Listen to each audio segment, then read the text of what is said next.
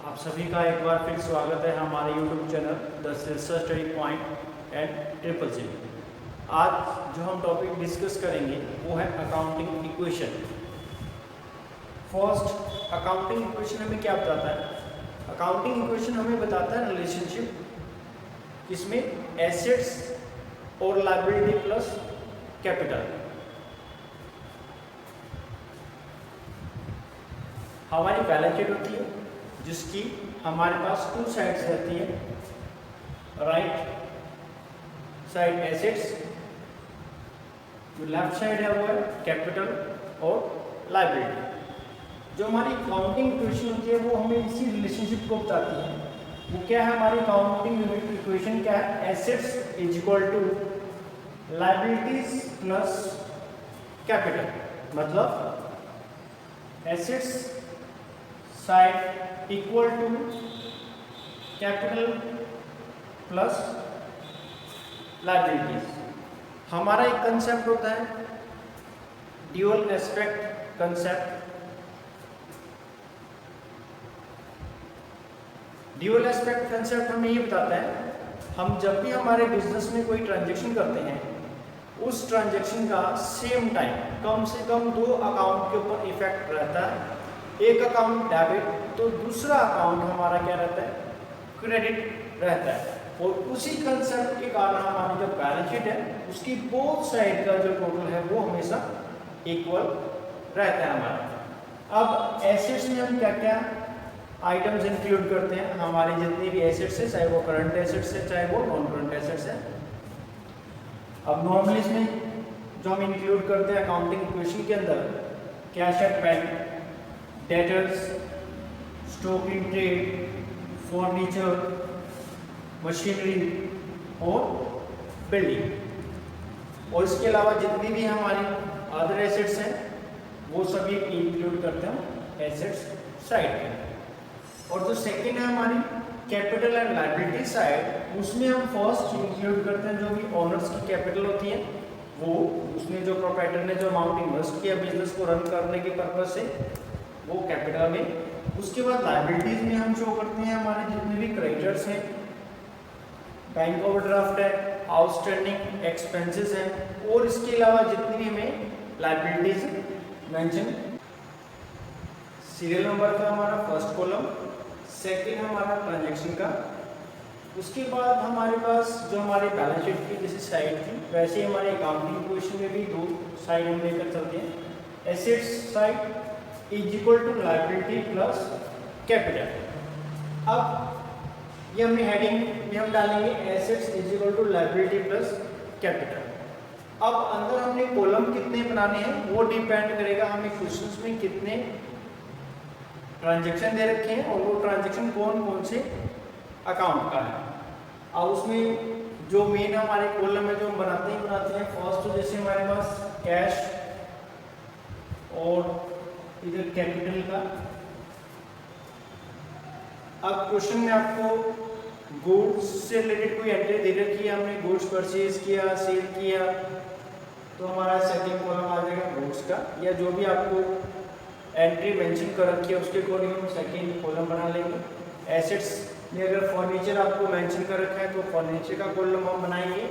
और हमने goods purchase किया और क्रेडिट बेसिस तो हमारा आ जाएगा कॉलम डेटर का। और वैसे ही अगर हम मान लो सपोज हमने गुड्स परचेज किया क्रेडिट बेसिस पे तो हमारे पास जो लायबिलिटी साइड में कॉलम है वो क्रेडिटर्स का भी हम बना लेंगे। अब हम इलस्ट्रेशन हमारा कंटिन्यू करते हैं और इस कंसेप्ट को समझते हैं। फर्स्ट जो हमारा ट्रांजैक्शन है वो है शिव स्टार्टेड बिजनेस विद ₹50,000।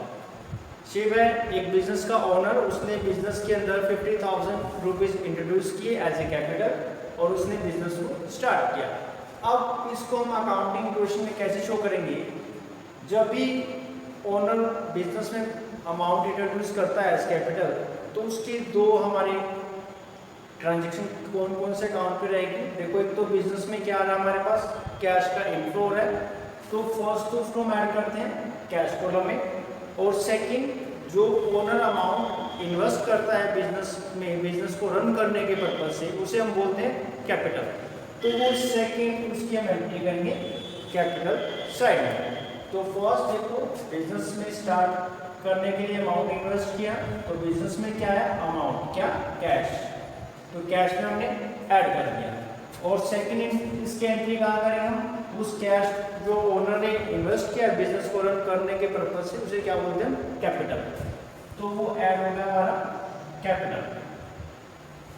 इसके अलावा किसी भी अदर कॉलम में कोई फैक्ट नहीं रहेगा, उसको हम करेंगे 0।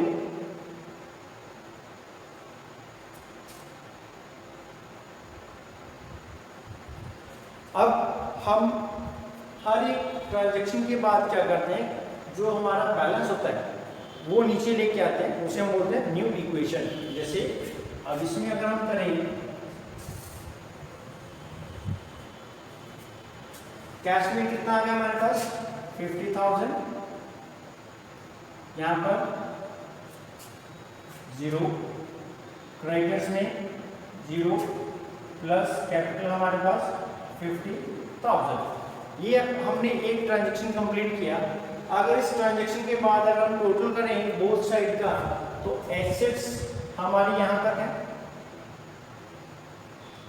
और लायबिलिटी प्लस कैपिटल ये। अगर टोटल देखिए हम दोनों साइड का, तो देखिए 50,000 इस साइड का और इस साइड का 50,000। और हमारी अकाउंटिंग इक्वेशन हमें यही बताती है कि हम जब भी कोई भी ट्रांजैक्शन करते हैं उसके बाद अगर हमारी बैलेंस शीट का अगर हम टोटल चेक करें तो वो हमेशा क्या रहेगा, इक्वल रहेगा। चलिए नेक्स्ट हमारा ट्रांजैक्शन वो है purchase goods for cash rupees 10,000। ये परचेज गुड्स फॉर कैश 10,000। अब ये जरूरी नहीं है कि कोई भी ट्रांजैक्शन करें उसका दोनों साइड मतलब एसेट्स और लायबिलिटी प्लस कैपिटल पर ही इम्पैक्ट रहे।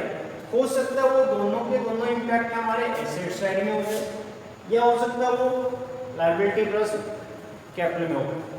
तो इस ट्रांजैक्शन में हमारे पास है purchase goods for cash rupees 10,000। हमने 10,000 रुपए में गुड्स परचेज किया।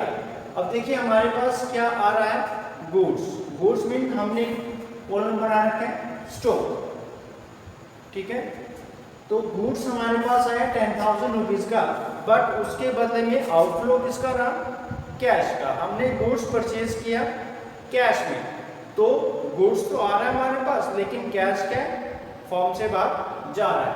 तो यहां से हम कर देंगे लेस, कितना 10,000, ठीक है। और स्टॉक में कितना ऐड होगा हमारे पास 10,000 का। अब इसके अलावा बाकी किसी भी हमारे ट्रांजैक्शन के कोई इफेक्ट नहीं है, वो नील कर देंगे। अब फिर वही हमने क्या करना है हमारा, इसके बाद हमने जो हमारा बैलेंस है वो नीचे लेकर आएंगे। 50 माइनस 10 हमारे पास बैलेंस आ गया 40,000। अब यहाँ पर पहले कुछ भी नहीं था, बट हमने अब स्टॉक गुड्स परचेज कर लिया 10,000 का, तो हमारे पास स्टॉक में कितना आ गया बैलेंस 10,000 रुपीज।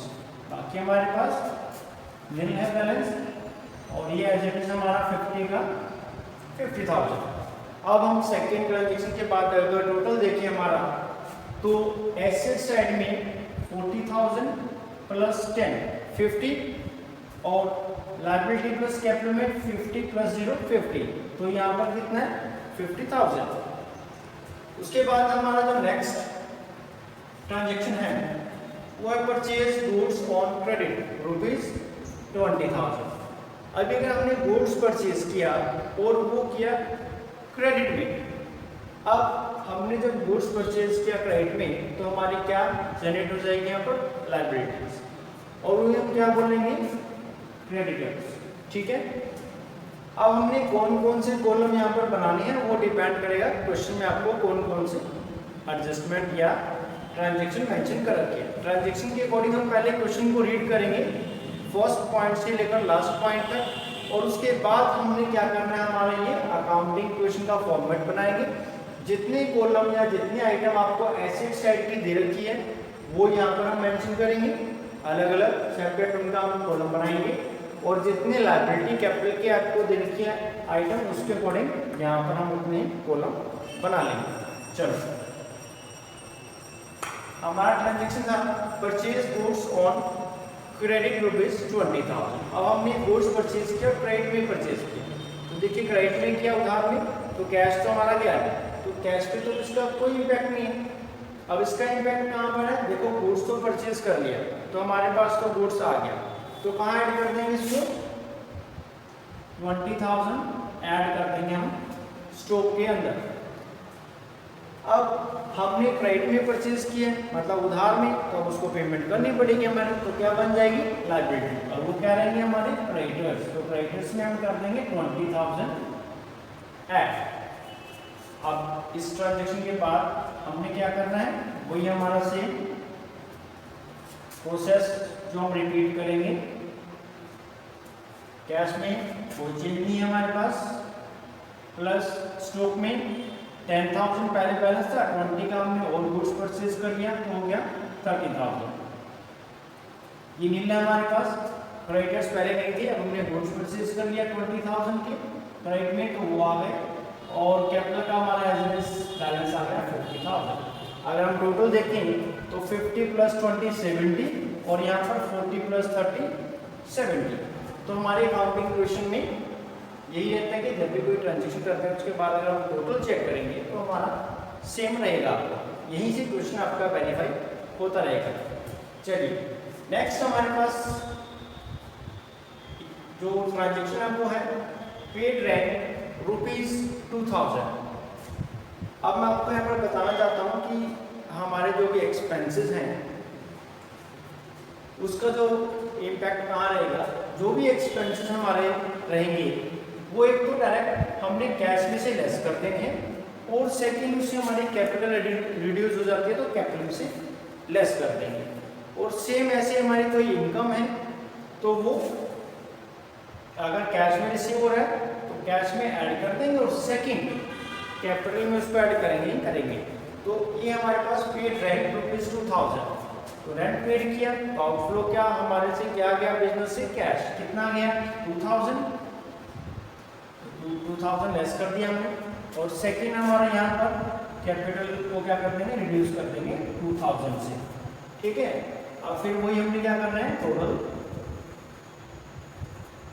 40 - 2 38,000, यहाँ हम कर देंगे 0, इनमें कोई चीज नहीं है, चलो, प्लस स्टॉक का हमारा 30, ये 0, और ये आ रहा है हमारा बैलेंस 20,000, और 50 - 2 कर देंगे तो आ जाएगा 48,000।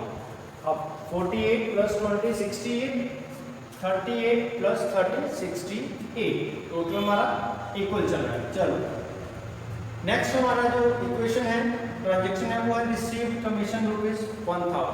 हमें 1,000 रुपीज रिसीव हुए और कमीशन, तो हमारे पास क्या है बिजनेस के अंदर, एक तो कैश, तो कैश इंक्रीज कर देंगे हम, यहाँ पर ऐड कर देंगे 1,000, और सेकंड कहाँ ऐड करेंगे, कैपिटल के अंदर 1,000 रुपीज, बाकी हमारे 0।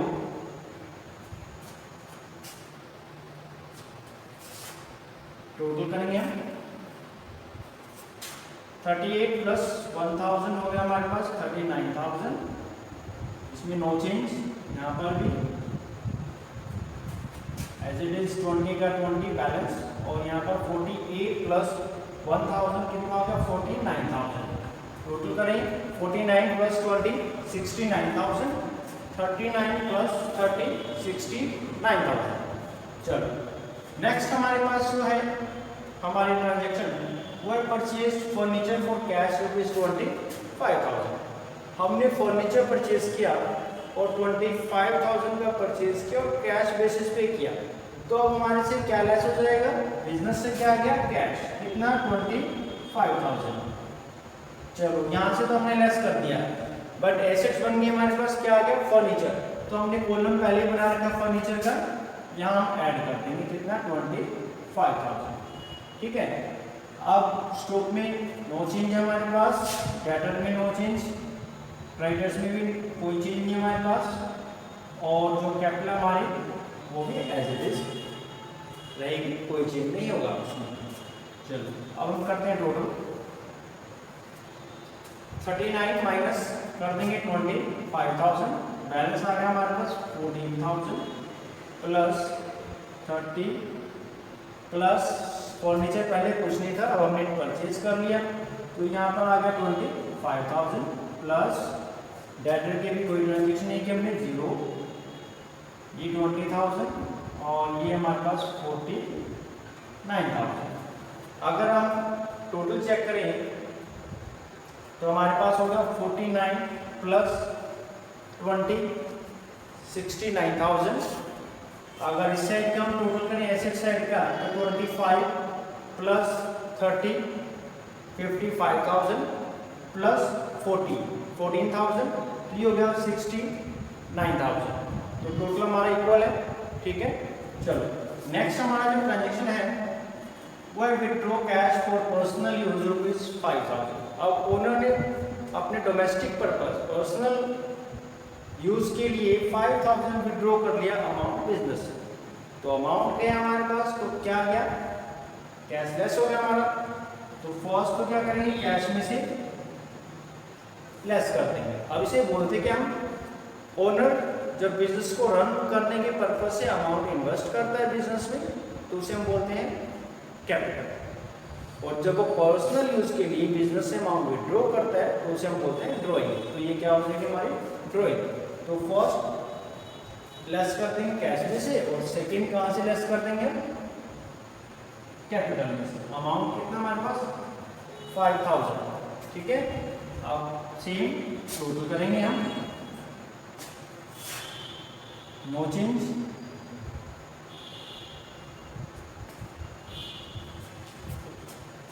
$14,000 माइनस 5, बैलेंस आ गया हमारे पास 9,000 प्लस 30 प्लस 25,000 0 और ये 20 और यहाँ पर आ गया हमारा 49 माइनस 5 44,000। टोटल हमारा 44 प्लस 20 64 और यहाँ पर 25 प्लस 30 सोल्व किया और उसकी जो कॉस्ट है वो एक्चुअल में है 25,000। तो अब हमारे पास स्टॉक में से कितने का गुड्स गया, 25,000 का। तो यहाँ से लेस कर देंगे हम 25,000। अब हमने उस गुड्स को सोल्ड कितने में किया, डेटर्स को, वो हमने किया 50,000। तो डेटर्स हमने कितना लेना है 50,000 अमाउंट, तो यहाँ पर हम रखेंगे 50,000 और यहाँ पर इसका कोई इम्पैक्ट नहीं रहेगा। तो बाकी हम कर देंगे 0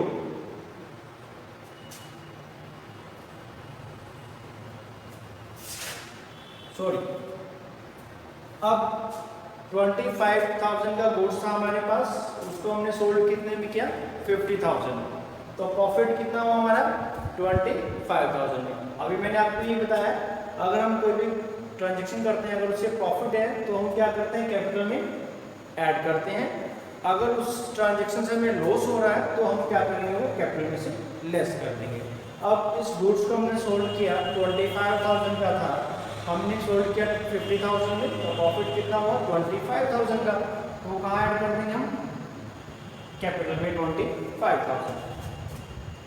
अब इसका कर देंगे हम टोटल। चलिए कैश में नो चेंज है हमारा, एज इट इज आएगा 9,000। स्टॉक था हमारे पास 30,000 का, 25 का हमने सोल्ड कर दिया तो बैलेंस कितना आ गया 5,000। फर्नीचर में नो चेंज हमारा, एज इट इज 25,000। डेटर हमारे पास 50 के हैं। अब हमारे लायबिलिटी प्लस कैपिटल साइड में तो 20,000 हमारे क्रेडिटर्स के एज इट इज रहेंगे और उसके बाद जो हमारा कैपिटल का है पहले बैलेंस है 44,000 और प्रॉफिट कितना हुआ 25,000। अब इसको ऐड कर देंगे कितना हो जाएगा हमारे पास 69,000, ठीक है। अब लास्ट जो हमारा जो ट्रांजेक्शन है हमारी वो है पेड क्रेडिटर्स टू ₹5,000। हमने क्रेडिटर्स को 5,000 रुपीज की पेमेंट किया। पेमेंट मीन्स कैश में गया तो कहाँ से लेस कर देंगे हम, कैश कितना 5,000 सेकंड किनको पेमेंट किया हमने, क्रेडिटर्स को। तो क्रेडिटर्स हमारे ये रहे, यहाँ से लेस कर देंगे हम कितना 5000। उसके अलावा किसी भी कॉलम में हमारा कोई चेंज नहीं होगा, तो वो हम कर देंगे 0।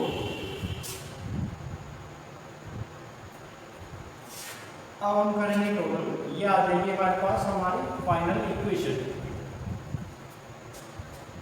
9000 माइनस 5 हमारे पास बैलेंस आ गया 4000 किसका, कैश का। उसके बाद स्टॉक हमारे पास बैलेंस आ गया 5000 प्लस फर्नीचर का बैलेंस हमारे पास 25000। उसके बाद डेटर का जो कॉलम है उसमें हमारे पास बैलेंस कितना, हमारे पास 50000। अब आए हम लायबिलिटी प्लस कैपिटल साइड में, हमारे पास दो कॉलम है हमारे, क्रेडिटर्स और कैपिटल। तो क्रेडिटर्स का हमारा जो टोटल आ जाएगा 20 माइनस 5 15,000 प्लस जो कैपिटल का बैलेंस हमारा 69,000। ये क्या है हमारी फाइनल इक्वेशन 50 प्लस 25 75 प्लस 5 80 और 4 84,000। और हमारा लायबिलिटी प्लस कैपिटल में 69 प्लस 15 टोटल हो गया हमारा 84। तो बोथ साइड का हमारा जो टोटल है वो इक्वल है। अब इसके बाद हम बनाते हैं हमारी बैलेंस शीट। अब बैलेंस शीट हम कैसे बनाएंगे, जो हमारी एसेट साइड है उसमें हम कॉलम बनाएंगे कैश, स्टॉक, फर्नीचर और डेटर के। और उसके बाद लायबिलिटी प्लस कैपिटल साइड में कॉलम बनाएंगे हमारा क्रेडिटर्स और कैपिटल। हमारे पास दो आइटम थी, फर्स्ट थी हमारे पास कैपिटल और सेकंड थे हमारे पास क्रेडिटर्स। एसेट साइड में हमारे पास थी आइटम कौन कौन सी, कैश, स्टॉक, फर्नीचर और